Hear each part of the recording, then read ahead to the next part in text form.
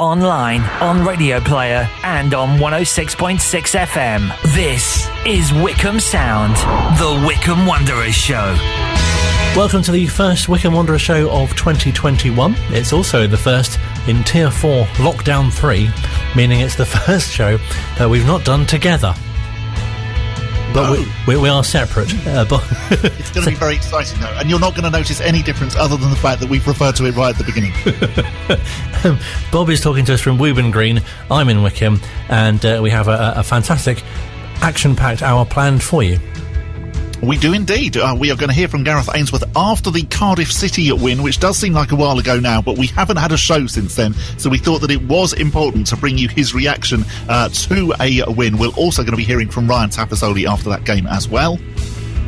And the Middlesbrough game, reaction from Gareth as well. It was unfortunate in that we didn't pick up the 3 points, but very exciting to score first in that and the Cardiff games.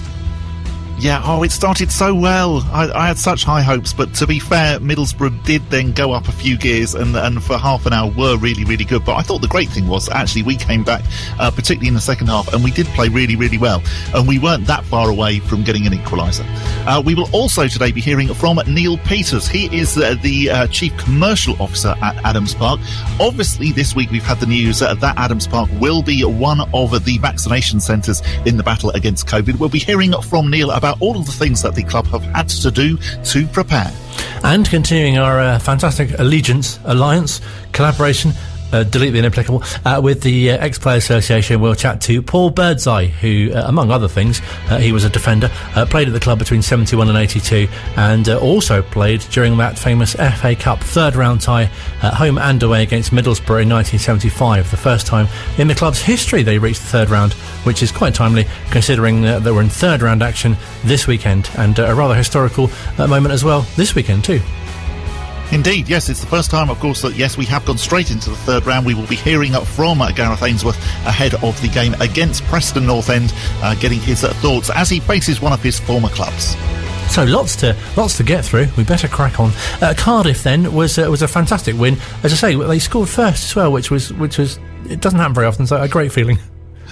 No, and you just see the difference that it actually makes when we do score first, because Cardiff were then in the Wycombe Wanderers role, really, of having to chase the game, and they never really looked like getting back into it. I thought we did so well, just doing all those things that Wycombe do very well, which was slowing the game down, frustrating Cardiff, and they did get quite frustrated. Yes, okay, they got a goal back with 40 seconds to go or something, and it was a slightly nerve-wracking last 40 seconds or so, but even so, we safely got the 3 points in the end. You must feel as well, it's so good for all of the Wycombe Wanderers players to be playing at this level, but there are certain players in certain games where you feel especially pleased for, and Joe Jacobson playing against Cardiff is something that was a bit special.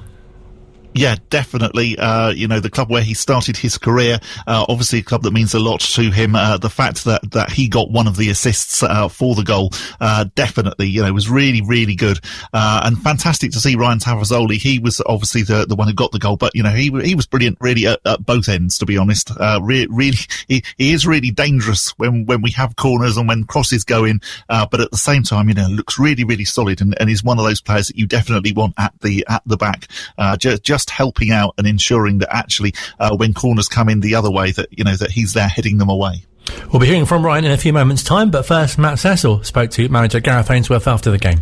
Gareth, we've talked for so long about good performances not getting the result they deserve, but tonight everything came together. Yeah, I'm really pleased, Mike. I thought balance was really important tonight. They're a big threat really. Set plays, they've scored a lot of their goals from set plays. So David Wheeler comes in at Piezu, Tafezoli, some big lads for me to help with that.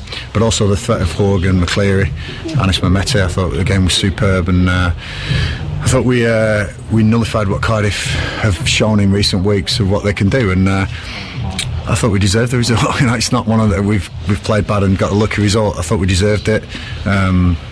It's been coming, and I'm really pleased. It's nice to be on the end of a win at especially when everyone else wins around us as well. The bottom of the table's tightening up, and we want to be right in that mix. 2 brilliant deliveries for the goals. The first from Joe Jacobson, a special night for him up against Cardiff, and he's got the assist for a bullet header from Ryan Tafezoli. Yeah, and Ryan, has come in and made his mark, but what can we say about Joe Jacobson? People probably thought the Championship might be a stretch for him. He's been one of our most consistent performers. I think he's an incredible guy. He's been with me right from the start of the success sort of era, the Wembley season onwards, and I couldn't be without him. One of the best left backs in the lower leagues, and now he's proving himself in the Championship, which is brilliant. Ryan Tafezoli, we know what he's about. We've tried to sign him numerous occasions. He's just had a nightmare with his ankle after the Swansea game. He played on with a ligament injury. That shows the desire he wants for the club, but it cost him a couple of months out, and to have him back was good. I thought he was calm, defended really well alongside Josh Knight, who again was superb. But the changes, Wheeler, Mamete coming in, Ikpeazu, I thought had a fantastic full Championship debut. And then I've got the big man to put on, Akin Fenwick, calm things down Bloomfield. We've got a good squad here. It's just keeping everyone fit, keeping the balance right, and tough night, because Hoylett, Murphy coming off the bench, 2 great players, and they did cause a few problems, but I was really pleased that we'd done the damage already and stopped Cardiff in the first half, especially Wilson, who's a great player, and I think Kiefer Moore and Morrison going off, all these things just went in our favour. We took advantage, really pleased to get the result. A little bit cold now, so looking forward to getting in my office and celebrating with Dabo, having a look back at the game, seeing what we could have done better. The boys gave me everything, they deserve that tonight, and I'm so pleased for them. Finally, that closes the curtain on 2020, a year you won't forget. Everyone says they've had a bad year, 2020. I'm thinking we've had a hell of a year. Wycombe Wanderers in the Championship, July the 13th was, the best night for this club ever, and I still remember those videos of the fans saying blow the whistle and how we went up, and this is what it's for. If they can't come back this season, I want to stay in the Championship so they can come back next season and support us. That's my aim, try and get above that line. I've got a brilliant backing from Rob and Pete, Andrew Howard, who they're all working behind the scenes to try and keep this squad strong and get the best out of us, and I work every minute of the day to try and keep this club in the Championship. It's brilliant, love my job, and love this club. Definitely sounds like we're in safe hands. Before we hear from him, tell us a bit about Ryan Tafezoli's contribution against Cardiff. Yeah, as I say, I thought he was really, really good against Cardiff. It was a super goal from a JJ corner, real bullet header. Definitely, he now looks like the finished article. I think because obviously he played a couple of games and then spent a long time out injured. We weren't quite sure whether he was going to be one of those players that actually we could rely on. But definitely, having seen him against Cardiff, he really does look like one that we're going to want to hang on to. He spoke to Matt Cecil after the game as well. Taff, it's been a start to your life at Wycombe Wanderers, but tonight must have felt like the wait was worth it.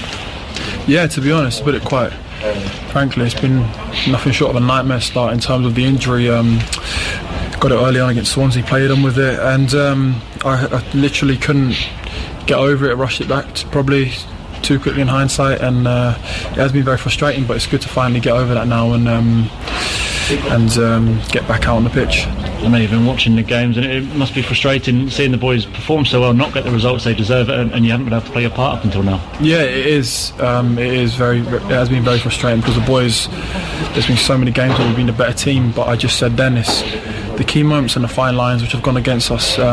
Fortunately tonight, and thankfully tonight, it has gone our way, and we deserved 3 points tonight, and we got them. It looked like a fun goal to score, a perfect delivery from JJ, who I'm sure himself had been looking forward to this game up against Cardiff, and exactly where you'd want the ball. Yeah, exactly. Look, his left foot's probably the best in the league, so you've always got a chance if you can attack the ball and pick up the fly early. He's going to put it on the money, and that's what he did tonight. You're one of the few players in the squad with Championship experience. Your time with Hull prior to this, has it met your expectations, and how do you think the boys have gradually been able to adapt to life in the second tier? Yeah, I think at the start it may have been a little bit of a shock to the system for us. Obviously we didn't win in a handful of games and we didn't pick up many points, but I think since then we've been the better team turned that corner, and we've been a better team in most games, and we should have won many games that we haven't, and we should have picked up draws when we've lost. So the boys really have adapted well, and we can only look forward now. And finally, sort of going back to your impressions of joining the club, our paths have crossed previously with you at Mansfield in League 2 and Peterborough in League 1. What were your feelings joining the Wycombe Wanderers, having come up against us a few times in your career? Yeah, I always knew what Wycombe was about, and I think it suited me massively. You know, one of the coaches at Hull City used to be here, Barry Richardson, who I was close with, and he told me all about it before I came, and you know, it was massively appealing to me, and I felt I could be a good addition to the team and the squads. It's been even better than I expected, to be honest. Like, you know, I don't want to use the cliche. It has been. It's like a family here, and everyone wants everyone to do their best, and if we keep doing that, we'll pick up wins. Ryan Tafezoli speaking after the win against Cardiff. Then on Saturday, we faced Middlesbrough at Adams Park. Unfortunately, going down 3-1. We did manage to score first.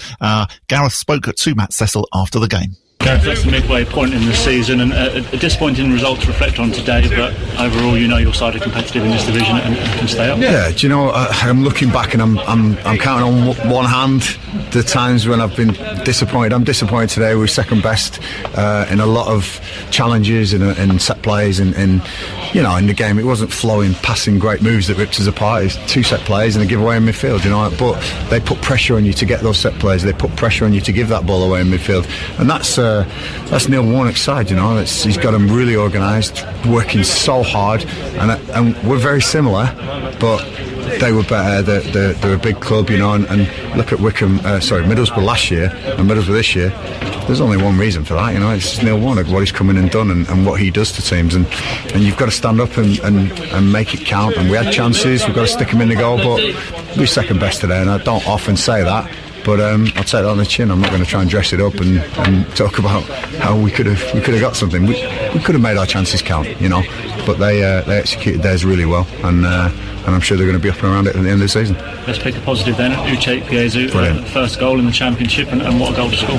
Fantastic, you know, what a start. He's showing what he's going to bring to Wycombe, and the big positive is, you know, it's only his second start because of injury, because of, you know, his and Ryan Tafezoli as well. You know, I thought both of them, again, they're growing in the game, but what a strike, you know. I'm so pleased for him. He's such a humble, hard-working guy, wants to learn, and he's so grateful of his chance in the Championship. He came over to me and said, "Thank you for bringing me." You know, after he said, that's brilliant for me. I'm proud of the boys, always proud of them. They give me everything. Today just wasn't enough against a real good Middlesbrough team. There's something quite nice, especially I recalled from the Cardiff post-match comments that he said about a number of the players who are coming back, and I think Uche definitely one of those. Could be really exciting now that we're starting to see more of him. I thought he was brilliant against Middlesbrough, and finally looks like a player who might actually be our answer to, well, what do we do when we can't play Bayo? He just looks like he's full of tricks. He's really, really difficult to play against. I think, again, a bit like Tafezoli, you know, he's definitely one that we want to hang on to. He looks like he's really, really good and fantastic, and absolutely lovely to hear how humble he is as well. The fact that he's going up to Gareth and saying things like, "Thank you for bringing me here," that clearly says a lot about how much he values being at Wycombe Wanderers. It does seem to mean a lot, doesn't it, to all the players, as I sort of touched on earlier, being able to play in the Championship at this level for this club. Yes, and I think it's also about playing for this club and about the way that the management then treat the players. I think they are very, very aware that actually, if they were at another club, other clubs with this sort of record where they're bottom of the table, you know, they would be having a really unpleasant time, a really, really rough time in the dressing room. And you know that that's not how Gareth treats people. It is very much, you know, he treats every game, as it comes.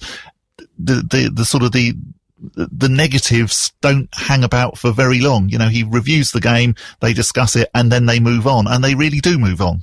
he's not then bringing up negative points. It is such a positive place, even now, when yes, we are bottom of the table, but it's still a very, very positive dressing room. And I think that's probably why players like coming, and playing for Wycombe Wanderers so much. And we've seen so many players, as we've said previously, who've been here, who've gone away, and they come back. The Jason McCarthy's, Fred, so many players have eventually come back to Gareth, and I'm sure players like Uchi are really enjoying playing for him. It's a really good advert for the club and Gareth and his backroom staff as well. More positive news this week as well, that Adams Park will be used as a vaccination centre for the coronavirus inoculation. Great news for everyone connected with the club. And Neil Peters, who's the Chief Commercial Officer, is someone who is especially proud of this news. Yes, Colin, it is. It's an honour really to be involved in such a huge and important programme. From the initial conversations that we had, Rob Kuig, our owner, was absolutely sort of adamant that we should be right at the centre, right at the front really, of trying to sort this pandemic out locally for the local community. So no better place really than the local football stadium to be used. So yeah, we're very pleased to be strongly involved. What was the process like? Did you have to apply or were you selected? It was a long process that involves a lot of people. Obviously, it's clearly unprecedented. It's not something that's happened before, so the process was quite lengthy. A lot of meetings with a lot of people. There's people from the police involved, fire service, site surveys, local practitioners. So yeah, it was quite lengthy, but it was initial contact actually regarding a mass vaccination, which is for the 18 to 65s. I had an initial conversation regarding that, and I think it then spiralled into this first wave, which is the 65 plus. So we find out later on this week, we sort of clarify later on this week whether we'll also be used for the mass vaccination. I'm thinking that's quite likely. And that's the Pfizer-BioNTech vaccination, which will be given at Adams Park. Yes, indeed, it is. So it arrived yesterday.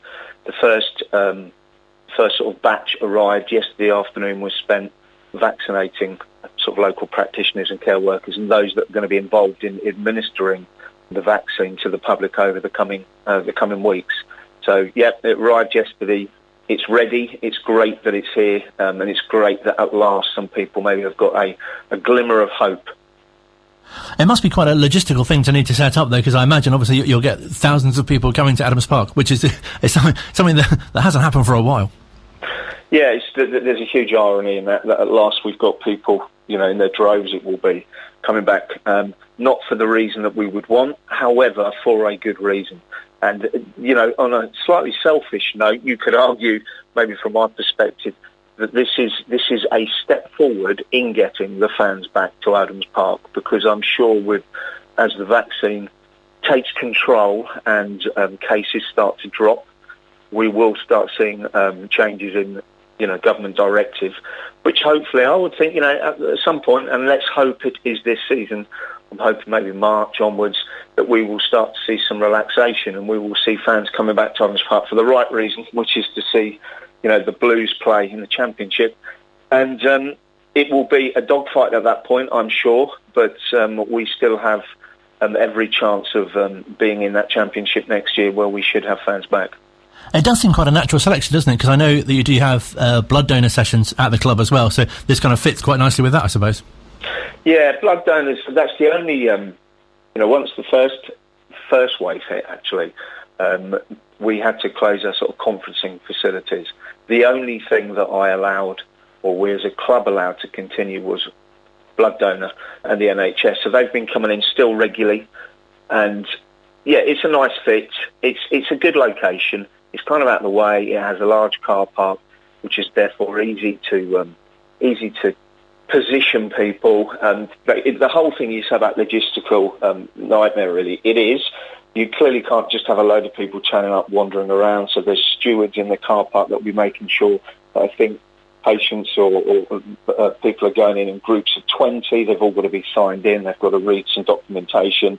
Obviously have the vaccine. Then they've got to sit for 15 minutes, effectively supervised before they can leave the premises.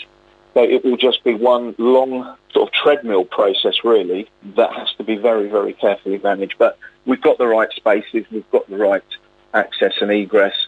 So, everybody that's come down to do the site surveys are very, very pleased with it. It's now just a case of let's crack on and let's make a difference to our community in the UK.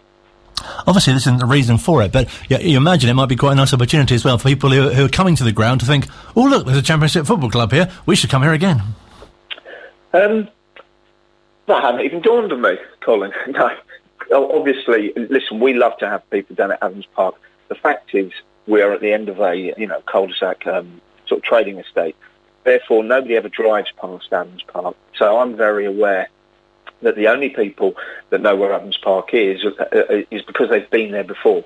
There are going to be waves of people coming to Adams Park that have never been to the football stadium before.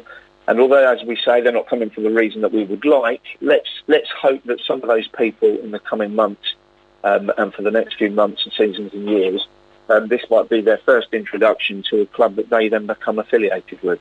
So yeah, it's good to be on the map. It's good to have thousands, and it will be thousands of people over the next few months, possibly a year.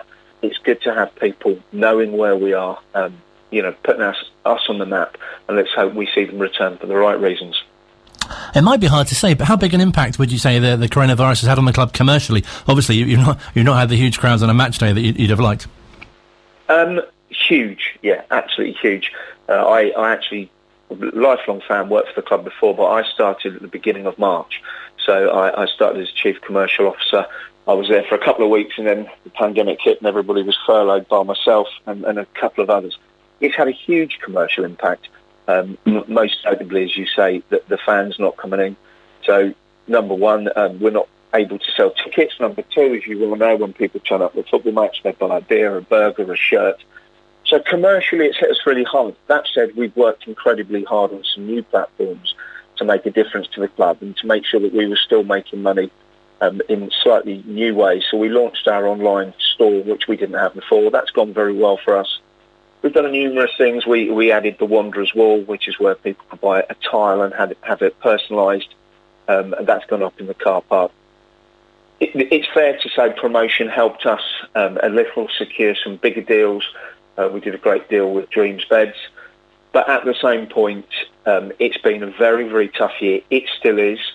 We are now obviously still looking at how we can bring money in for the rest of the year. We need to secure finances for the club. It's been a tough one for the owners, who really signed up their 75% maybe a month before the pandemic hit. So they've never really had the opportunity to grow it as they wish. However, they're very inventive and they're very supportive, and I would say we're probably doing an awful lot better than some other clubs of similar size because of the enthusiasm and innovation that's been taking place behind the scenes. Is there a real feeling of optimism that perhaps, towards the end of the season, fans will get to return and perhaps you'll be able to, show them what they've been missing, if you like, in terms of an Adams Park experience? Yes, there is. I was on a Zoom call yesterday with Pete and Rob Couig. Pete's UK-based and is here now. Rob still in Louisiana. There is some optimism. We are, we've got no facts and figures to go by, but we're planning that we think with a vaccination taking place and maybe taking a hold that maybe fans will possibly start returning in March. That's what we're looking to. Of course, we've had a couple of games where we had some fans in, 2,000 fans in. That was great. There's a little bit of a tease, really, because it's beautiful to see people back in Adams Park cheering on the Blues, and then all of a sudden, there's a halt to that. But there has to be optimism. Football fans will return. Of that, there's no question. But the question is when. Therefore, you have to sort of put a line in the sand and say to yourselves, right, we've got to be geared up and ready for that occasion. But fans will return to see. There's been loads of changes in the stadium. Those fans that have been in have already seen it. From new floodlights to the LED perimeter board advertising to new dugouts to the things that we've done in the car park, the new shop. So, yeah, fans that have not been for some time are going to, when they first return to Adams Park, they're certainly going to realise that there's an awful lot of work has gone on behind the scenes, and this is a club that's certainly not, stood still during the pandemic period. And just finally, what's your message to both supporters and indeed the wider community about the fact that, you'll be a venue for the vaccination? The message, first and foremost, I would say, is please do not turn up uninvited. That's really important. I appreciate that some people would like to turn up just to see where they will be going as and when they get the call. But the logistics of getting people through the gates and getting them parked and keeping them socially distanced would mean that we only want people on site, certainly, that have had the invite, I believe, direct from their local practitioners. So, the message to all is please don't turn up until requested. The message to all is also, when you turn up, please follow the guidelines that you've been given, have your jab, and let's hope that we see you back at Avon Park for the right reasons, supporting the community football team, the championship football team, and that we can put this horrendous time for everybody well and truly behind us. Great to speak to you. Thank you very much, Neil, for your time. No problem. Thank you, Colin. That's Neil Peters. Fantastic to hear what the club are doing with regards to the coronavirus vaccine centre. Still to come on the Wycombe Wanderers show, we will be hearing from ex-player Paul Birdseye. This is Wycombe Sound. Part 2 of the Wycombe Wanderers show. It's going well, isn't it, I think? Give some feedback. Is it going well? Hello? It's going very well. We can edit that a bit later. The only trouble is that occasionally my Wi-Fi drops out. Oh. As happened just then. I know. I genuinely Adams Park. I genuinely thought you were going to say your wife drops out. Wi-Fi. Yeah, Wi-Fi. I've got it now. So yes, second part of the Wycombe Wanderers show still to come. We'll be hearing from manager Gareth Ainsworth ahead of the FA Cup third round tie against Preston on Saturday. But coming up now, someone who played for Wycombe in the third round of the FA Cup, Paul Birdseye against Middlesbrough. We'll have more from him on that in a few moments' time. But he was a defender at the club between 1971 and 1982. So let's find out how he first became associated with the club. The first time I pulled on a Wycombe Wanderers shirt was actually in the FA Youth Cup as a 15-year-old. I played in the Wycombe Under-14 League with Wymead, and somehow or other was selected to play as a 15-year-old in this Youth Cup at Oxford City under floodlights. It was my first ever experience of floodlights. And I think we won 3-1, and I managed to score a header, which was more luck than judgment, because I didn't see it all coming out of the floodlights. So when you first started playing, it must have been fantastic to know that, as you were saying off air, that your dad played as well, so you're kind of carrying on the family tradition, if you like. Exactly. And I think there was actually a press cutting the week after in the Buck Street Press with a photograph of me and a headline, "Like father, like son," which I think I've still got that cutting somewhere, amongst other cuttings. But then the rest of that season, I played. Wycombe ran 3 sides in those days, in the mid-60s, so there was a reserve team, and what they called the A team, who played in the Wycombe League, Wycombe Combination. So I was playing with people like Bob Donaldson, Lou Radmore, Dave Robertson, people like that, who I still see occasionally at either the ex-players' golf do's or at the club dinners. So that was my first introduction. But then in 1966, my dad was a rep in the veneer industry and got a job with a company based in Halesowen, so we moved up to Evesham. So I did my A-levels at grammar school in Evesham, and then went to Loughborough for 3 years to train as a PE teacher. And in my third year at Loughborough, which was 1970-71, I was playing for the English Universities team and also the British PE colleges team. It was quite an interesting story, actually, because the manager of the English Universities team was a guy called Roy Rees, who was a lecturer at Liverpool University, but he was also manager of Skelmersdale in the Northern Premier League. And he had Steve Highway and Brian Hall, who both went on to great things. They played for him the year before I was introduced to the team. And Roy wanted me to go and play for Skelmersdale.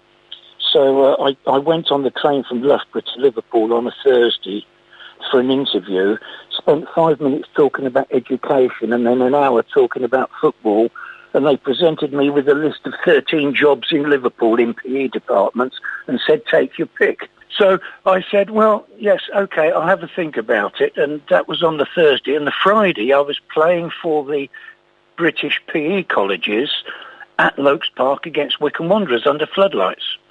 And I clearly had a pretty good game because Brian Lee came up to me afterwards and asked me if I'd come and play for Wycombe, which seemed a little less scary than going to somewhere completely strange like Skelmersdale.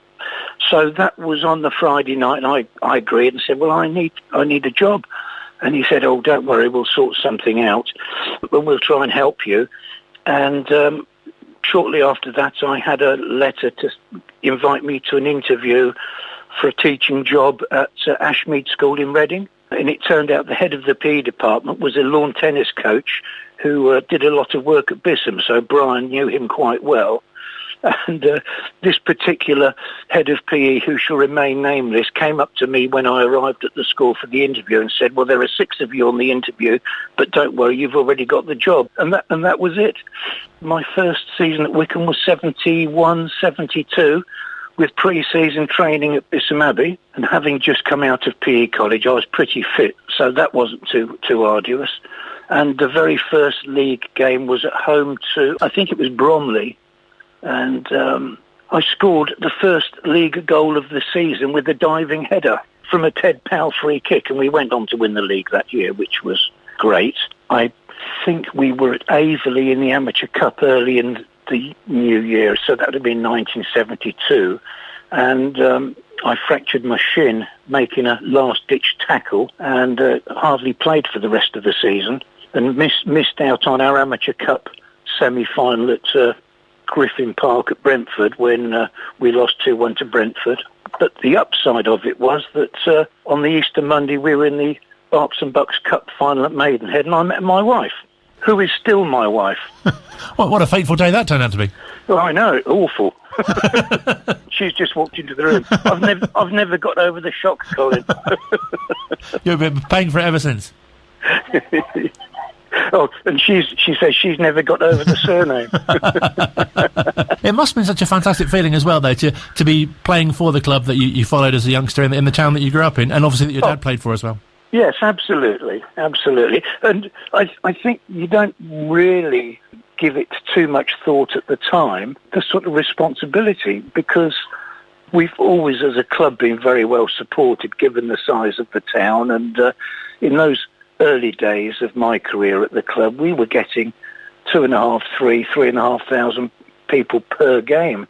And that was in what was the Rothmans Isthmian League at the time. And if we played Slough, Hendon, maybe Enfield at the time, we'd perhaps get 4,500 there.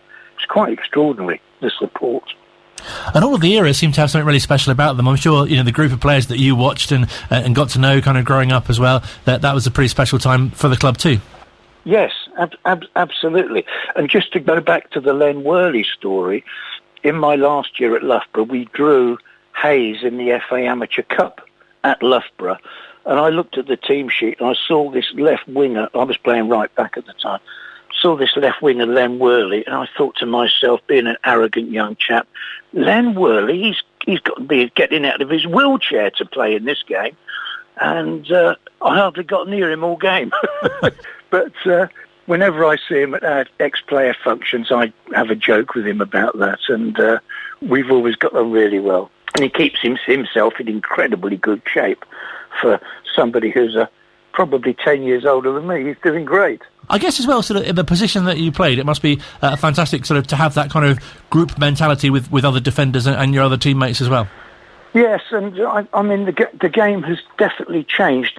In those days, sliding tackles were permitted and you could use your elbows. I always believed in getting my retaliation in first if I needed to. And some of the things that we collectively as players did in those days, we'd probably be done for grievous bodily harm these days. It was a far more physical game than it is now in terms of physical contact, although I think they're probably better, more highly tuned athletes than we were in those days. Certainly the pace of the game now is extraordinary compared with how I remember it anyway. And just fantastic that the players were had other jobs as well and had to fit in training and playing and travelling to matches as well. It was quite a commitment. Well, yes. In fact, I lived in Reading for a couple of years, and Barbie and I decided we wanted to buy a house when we got married, which was in August 73.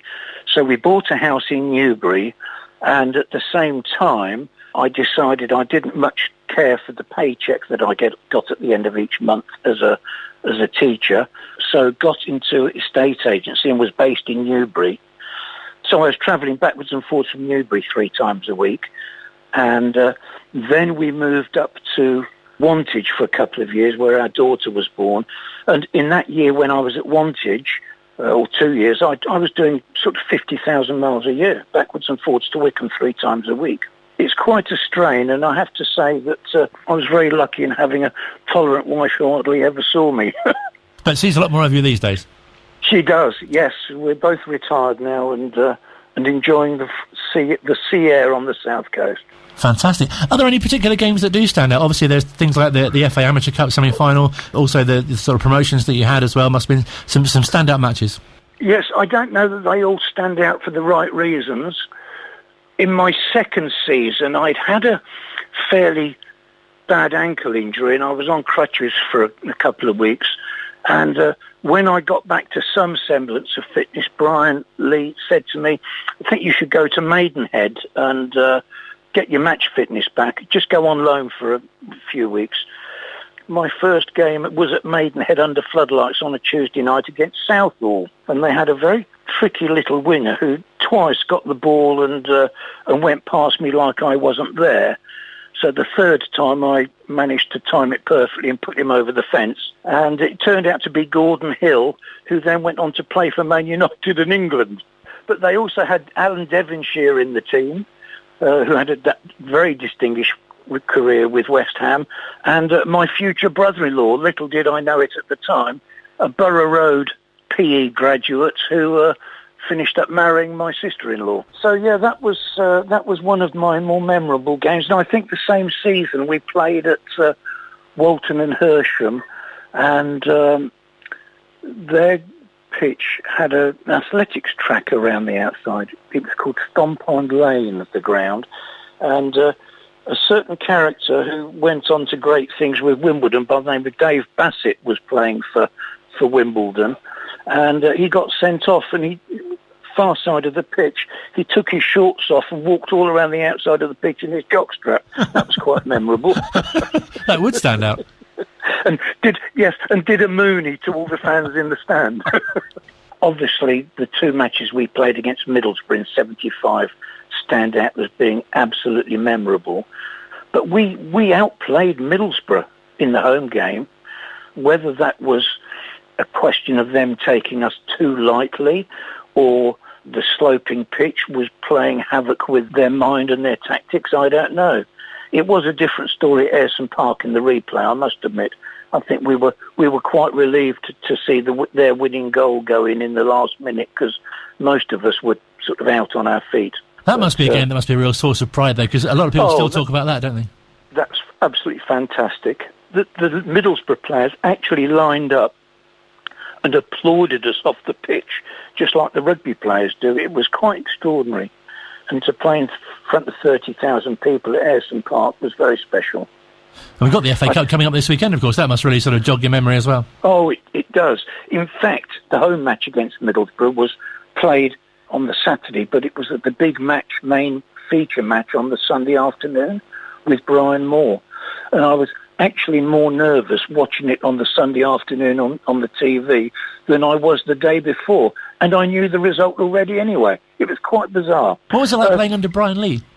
Brian was great. He was certainly a disciplinarian, and you knew what was expected of you. He hated John Maskell, who was mainly the goalkeeper that I played with. He didn't want John Maskell to roll the ball out to the full-backs, or that none of this playing from the back. He wanted him to launch the ball forward to Keith Searle, who was a fantastic target man. And then we had people like Mickey Holyfield, Howard Kennedy, Larry Pritchard, would know roughly where the ball's going, and it was a fairly stereotyped system that we played, but it was very effective. And when you have the quality of players that we had in the side, it worked. And I think we won the Isthmian League, I believe it was 3 times in the first 4 years I was there, which was really quite some achievement, because there were some very good sides in the league. The likes of Enfield, Hendon, Slough started to become a force to reckon with, who we always seemed to play on Boxing Day, which was an absolute nightmare. But yes, it was. Brian was very good to work under. There was one incident I remember. I can't remember which season it was, but we had a good midfield player came to join us by the name of Barry Davis, who then went on to have a very successful career at Leatherhead with my brother-in-law, funny enough. And Barry had been pre-season training with us, good midfield player, looked really good, played the first 3 or 4 league matches, and then we were at home to Enfield, and he wasn't selected. So when we were getting after the team had been announced, we were getting changed for the game, and Barry said to Brian, "Could I have a word with you, please, Brian?" So they went outside, and 5 minutes later, Brian came back into the dressing room and said, "Just to let you gentlemen know that Barry Davis is no longer a member of this football club." The fact that he questioned but Brian's selection was enough for him to go. Did it feel such a special period at the club, being in the Isthmian League and playing at Lokes Park and being there for so long as you were? Every season was special. It just became the norm. Eventually, we moved back to Haslemere in 1976, and I was back in the Wycombe area full time. Our social life had centred around Wycombe for 5 or 6 years, and it seemed to make sense to come back and live in the area. And I was in estate agency still, and was offered a job with Howard Son and Gooch, who had an office in Easton Street.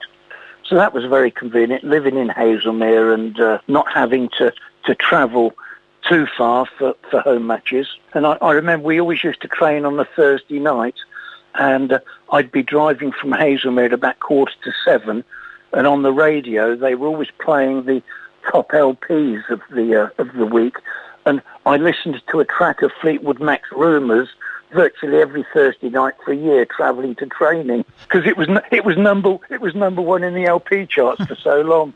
Interestingly, one of my former teammates, Dave Alexander, who lived in Slough, he was in the PE department at what was Wellsbourne School. Yes, I moved to William Ramsey and was my teacher. Oh, was he really? Okay. Well, I helped coach the Wycombe Schools team with Dave Alexander. Oh, wow. Although I gave up teaching after 5 terms, I still had that desire to be involved with coaching at some level. So it was the Apache Cubs in Marlow. It was the Wycombe Schools under 10s, under 11s, right up to under 14s, I think. Marlow Park Cricket Club, I coached the youngsters there. And then when I retired from football, I got involved in rugby coaching, and I coached my son's age group from under 8s right through to Bucks under 21s, and loved every moment of it. So it's great that you're at the club for 11 years. What kind of happened to you after that, if you like? Well, in my last season, which was the 82-83 season, Mike Keane was manager, and Alan Davis was assistant manager, who I had played with, incidentally, at Wymead in the under-14 league.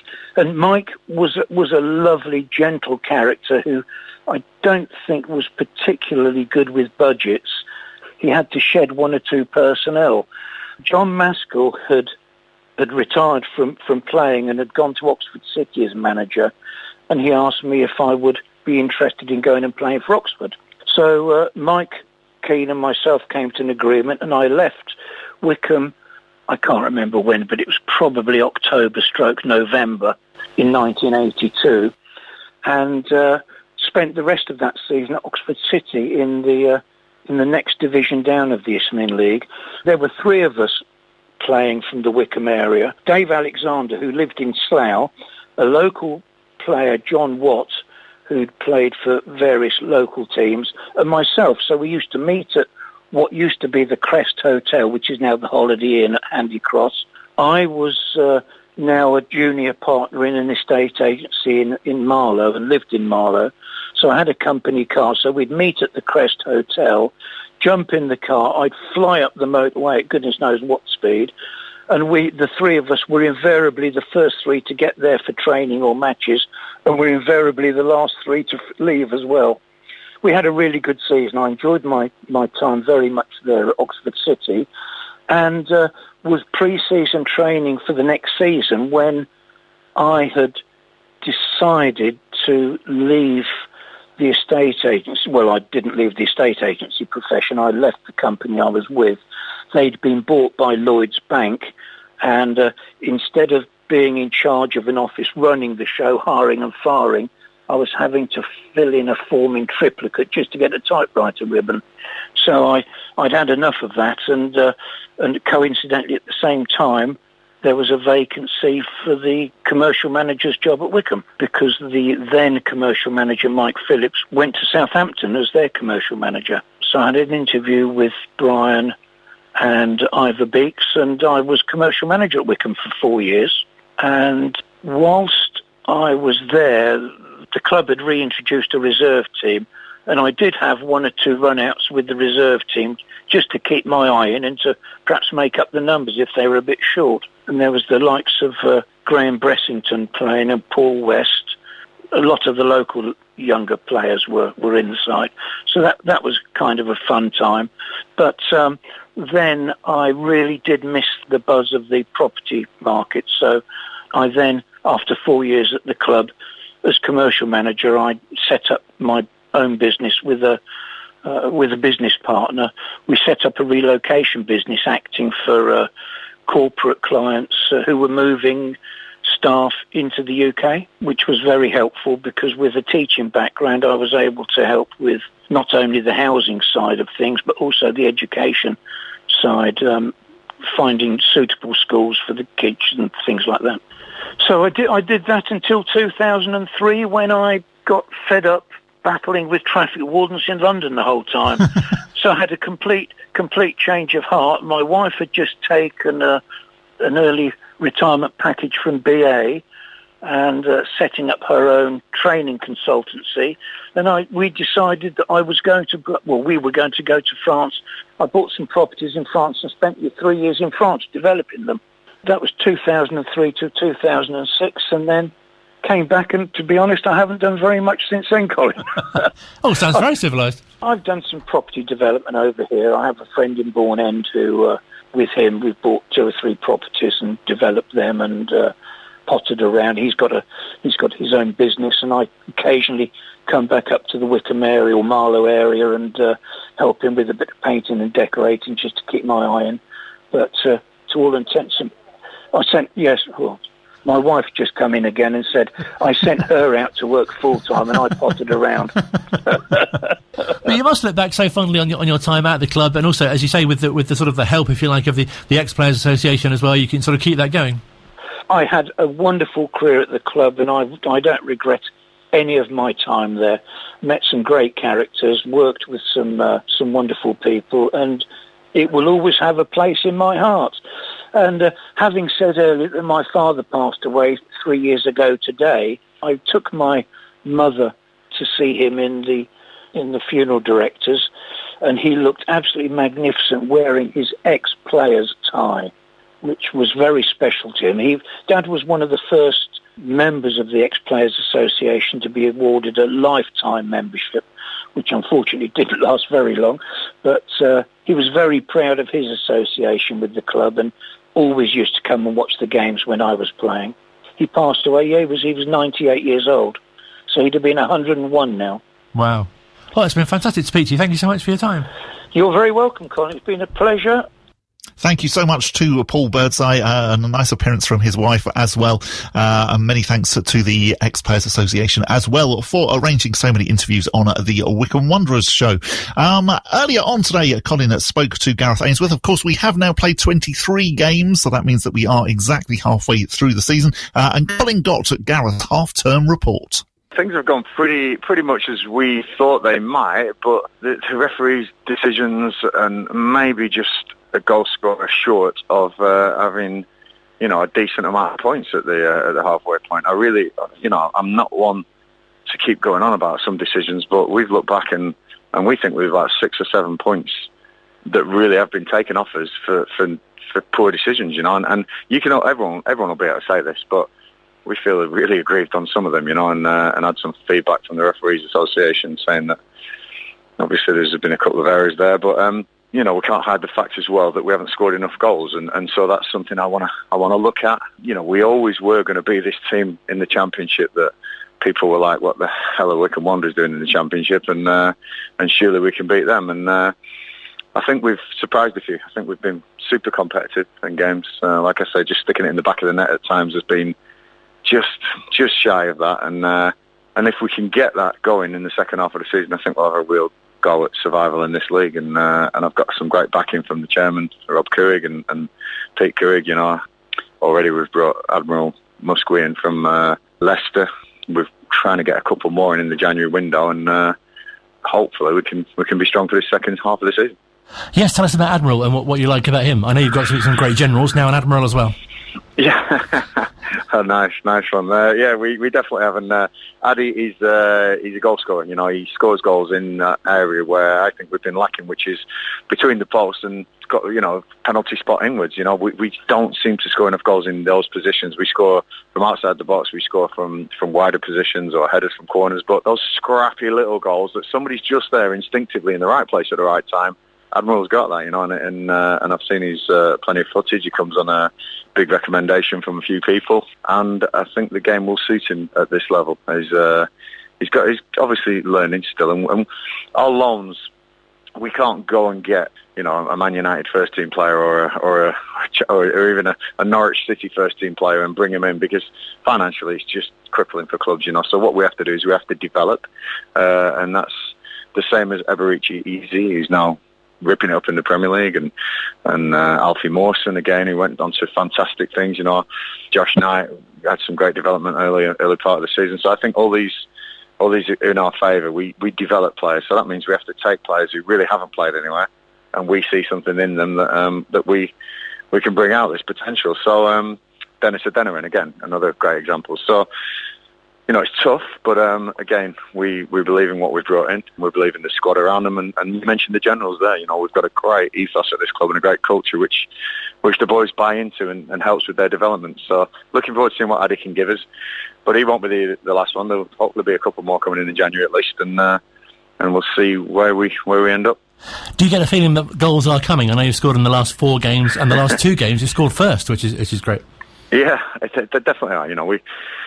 What we won't do is we won't lose the first 7 games again, which we did in the first part of the Championship, which really put us on the back foot, getting used to it. It's the first time in 133 years this club's been anywhere near this, and obviously we had to work things out. We had to get up to speed with the Championship, which is a fantastic league and a huge step. I'm lucky enough to have played in all the leagues, and I'll tell you, as a player, you probably don't see this step as much as you do as a manager. As a manager, wow, the step between the non-league and League 2 is, probably a doable step. And then from 2 to 1, again, you look at the clubs that come up, they always compete.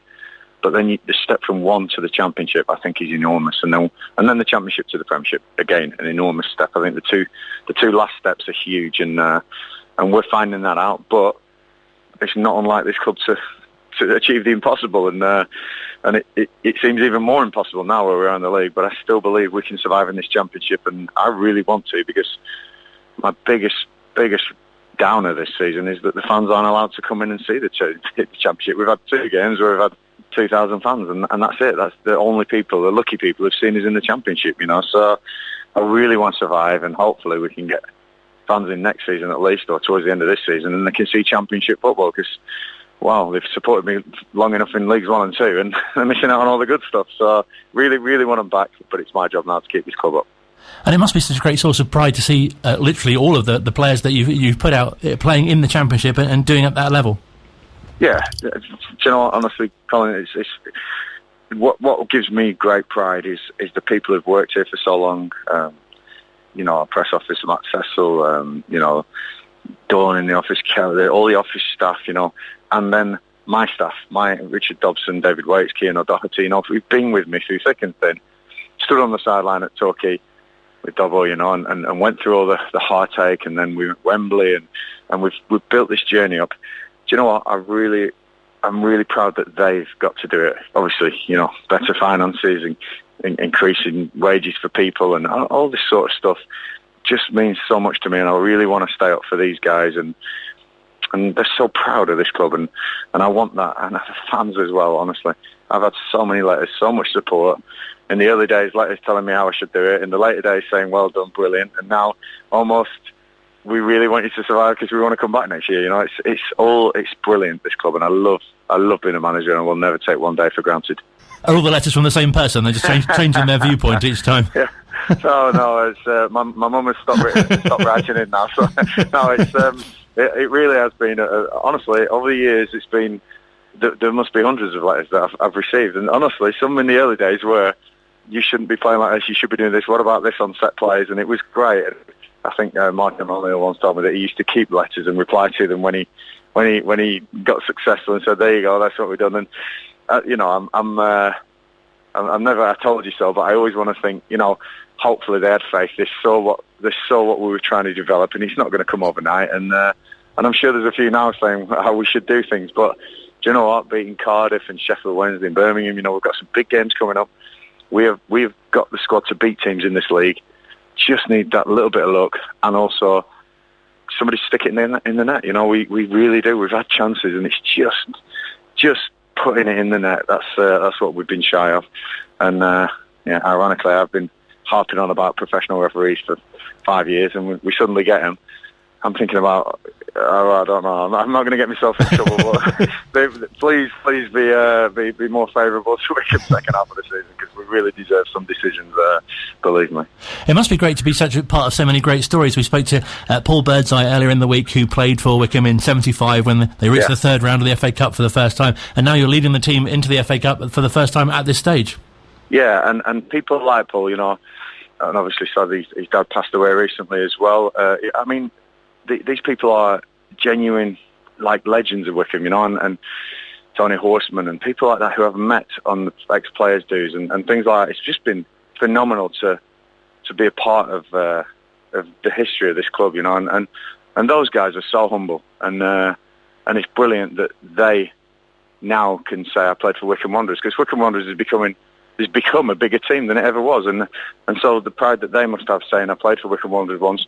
It's great, and that means a lot to me as well. So, because they've all been just nothing short of brilliant. There's not one ex-player or player or person involved with this club who's ever, been negative about anything. They've all been great, positive, and that's what this club's about, and that's why I love managing it. And it must have meant a bit more to you, especially coming up against some of your former clubs at this level. Again, another one on Saturday. Yeah, it's always nice to have your ex-clubs involved. I seem to have quite a few in this league, which is great, but it's a Wycombe Wanderers win all the way I want. Sorry, Preston fans, but I'll be hoping that we can turn them over at home. We nearly did it away, but a cup win would be fantastic, and a league survival would just be the icing on the cake. We'll see what we can do. I'm sure you get asked a lot, but do you prepare any differently for a cup game than you would for the league? No. It's a game. It's a game of football at the end of the day. There's maybe in the later stages and finals and things like that, but I think as a player, remembering it's just another game. You've got to win it. Got to go out there and win it, whether it was Checkatrade or Papa John's it's called now, or League Cup, FA Cup, League, whatever it is. And I've played in some crazy cups over the years, what they've been called. It's always just been another day, another game. And as a footballer and as a professional person, you just want to win it. It was great to see on the website the New Year message from the chairman. Have you got a particular message you'd like to kind of send out to fans, as you say, sadly missing from games? Honestly, a real happy New Year. Thank you for all your support, online, offline, through the post, and I know you're all there. Believe me, I know it, and I feel your pain as much as you feel mine when we don't achieve the wins. But they've been fantastic. I really made a lot of friends here, and like I say, it's hold your head up high time for everyone involved with Wycombe Wanderers. We're in the Championship, and we should be so proud of that. Great to speak to Gareth. He did say he's looking to bring in more reinforcements in the January transfer window, and we have breaking news to bring you. We do. In the last few seconds, it has been confirmed that Josh Knight will be returning to Adams Park on a loan deal until the end of the season. Fantastic news. Really, really good, because he has been absolutely wonderful. Great that we've secured him for another loan spell from Leicester until the end of the season. Thank you very much indeed. Thank you for a top show. It's been very enjoyable. Plenty to catch up on the Cardiff and Middlesbrough front, and looking forward to a third round FA Cup tie on Saturday. Absolutely, it will be very exciting. Let's fingers crossed that we are in the fourth round draw, and that maybe we pull out one of the big clubs, because that will be great, wouldn't it? There is something really exciting about a good FA Cup run, isn't there? Obviously, we can look back to playing Liverpool at Villa Park in the semi-final, but just to get to the latter stage of the competition and to be starting in the third round is really exciting. I think it's the fact that you also then have the draw excitement as well. That means that you sort of get double excitement out of the FA Cup. Yes, and to beat Preston would be good as well, because you were saying we drew earlier in the season as well. Yeah, definitely. Thank you very much. Join us next week. Don't forget the podcast's available as well.